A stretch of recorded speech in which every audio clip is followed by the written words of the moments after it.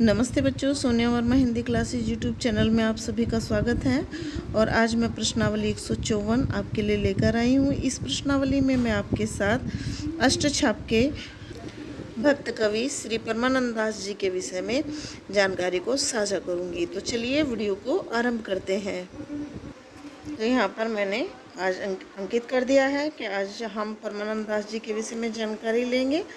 मुख्य रूप से तो उनकी 3 रचनाओं का ही जिक्र हिंदी साहित्य जगत में होता है, जिसमें परमानंद सागर, दानलीला और ध्रुव चरित है।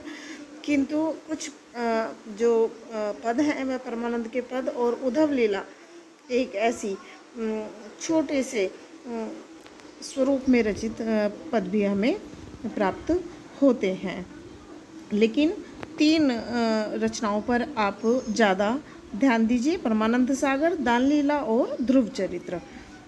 तो पहला पॉइंट होगा, वार्ता साहित्य में सूरदास और परमानंद दास दोनों को ही सागर कहा गया है। तो बड़ा महत्वपूर्ण है पॉइंट, क्योंकि अक्सर पूछा जाता है कि वार्ता साहित्य में किन 2 अष्टछापी कवियों को सागर कहा गया है। तो सूरदास और परमानंद दास दोनों को ही सागर कहा गया है।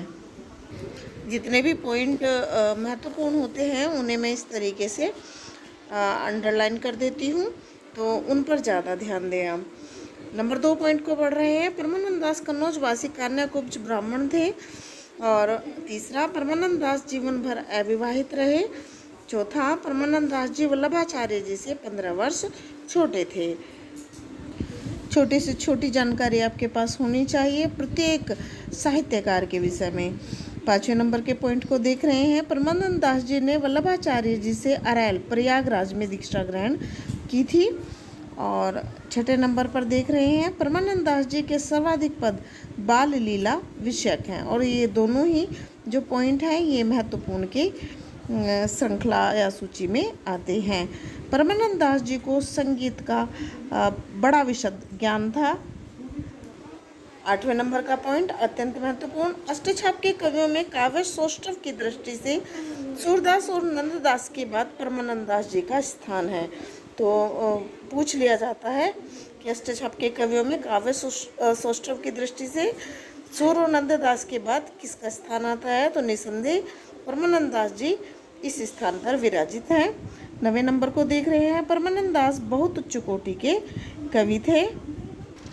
10वें नंबर के पॉइंट को देख रहे हैं। परमानंद दास जी के एक पद को सुनकर आचार्य वल्लभाचार्य जी कई दिन तक बेसुध रहे थे। 11वें नंबर को ये पॉइंट को देख रहे हैं और महत्वपूर्ण है। परमानंद दास जी की प्रसिद्ध पुस्तक परमानंद सागर है, जिसमें 835 पद हैं। याद रखें बिल्कुल। 12वें नंबर पर आ रहे हैं। महाप्रभु वल्लभाचार्य के जिन शिष्यों को अष्टछाप की मर्यादा मिली थी उन सब में परमानंद दास का विशिष्ट व्यक्तित्व था।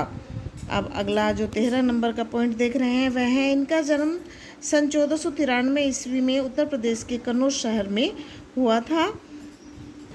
जिस दिन इनका जन्म हुआ, इनके पिताजी को अपार धन किसी सेठ ने दिया था, तो इससे घर में बड़ा खुशी का माहौल हुआ था और इसी कारण इनका नाम परमानंद दास रखा गया। दास तो बाद में रखा गया, सिर्फ परमानंद। आप 14वें नंबर के पॉइंट को देख रहे हैं। इनका निधन सन 1583 या 84 में हुआ माना जाता है और यह गोवर्धन के सुरभि कुंड में हुआ था, क्योंकि तब ये गोवर्धनवास कर रहे थे। क्योंकि जैसे ही इन्होंने अष्टछाप का पदभार ग्रहण किया था सेवा के लिए, तो इसके पश्चात यह गोवर्धन पर्वत पर रहने लगे थे। अगला 15 नंबर का पॉइंट है, महत्वपूर्ण है। दानलीला में परमानंद दास ने कृष्ण की दानलीला का वर्णन बड़े ही रोचक ढंग से किया है। 16 नंबर पर देख रहे हैं, वह कौन सा पद है जिसे सुनकर वल्लभाचार्य जी 3 दिन तक मूर्छित रहे थे, तो वह पद है, हरि तेरी लीला की सुधि आवे।